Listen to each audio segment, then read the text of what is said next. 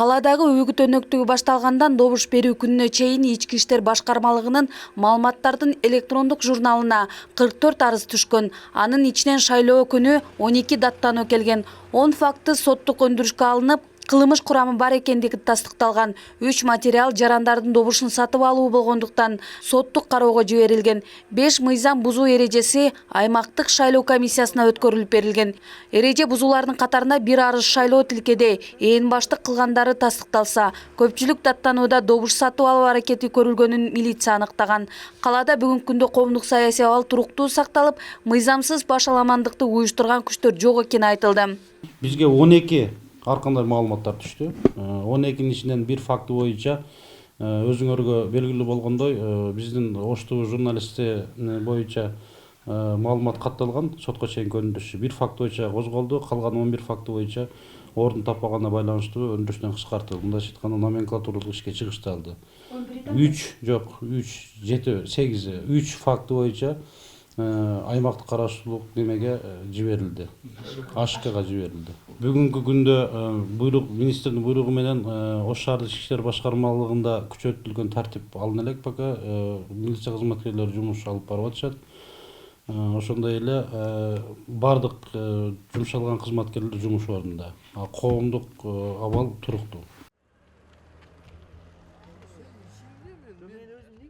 Кечээ шаардагы номер 55-55 шайлоо тилкесинде атын тааныштырбаган бир мандаттуу округтан талапкер Айбек Осмоновдун байкоочусу биздин телетоптун ишмердүүлүгүнө тоскоолдук жаратып, ооз калгыс сөздөр менен сөккөн. Бул жат көрүнүш социалдык баракчаларга чыккан соң коомчулуктун наразычылыгын туудуруп, мыйзамдуу чара көрүүнү талап кылгандар көбөйгөн.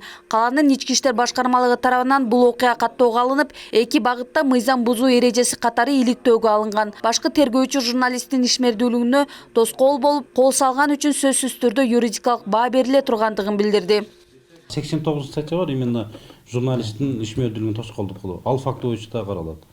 Азыр биз аны ким экенин, башка экенин аныктадык. Тергөөдөн сурак берип атат азыр. Официально иштеген жеринен справкаларды алайлы. Работает вот так, во время шайлоодо мындай бошотулган убактылуу деген болсо полный информация бербесек болбойт. Милиция кызматкерлерин канчалык деңгээлде ошол жерде бөгөт коюуга шарт түзбөгөндүгү боюнча кызмат иликтөө жүрүп атат.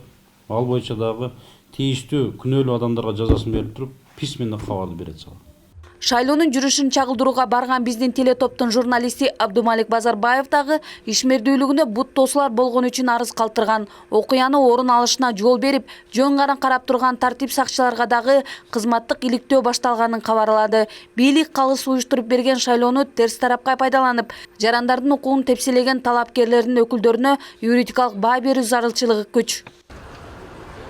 Үгүт өнөктүгү башталгандан бери Ош облусунун аймагында 91 даттануу келип түшүп, анын 4-ү соттук кароого жиберилген. Кечээ күнү болгон Куршап айылындагы бейбаштык окуясы боюнча дагы тергөө иштери башталган. Бүгүнкү күндө күч органдары коомдук коопсуздукту сактоого күчөтүлгөн тартипте иш алып барууда. Ош шаарынын Борбордук аянтында наразычылык билдирип чыккан саясий топтор болгон жок.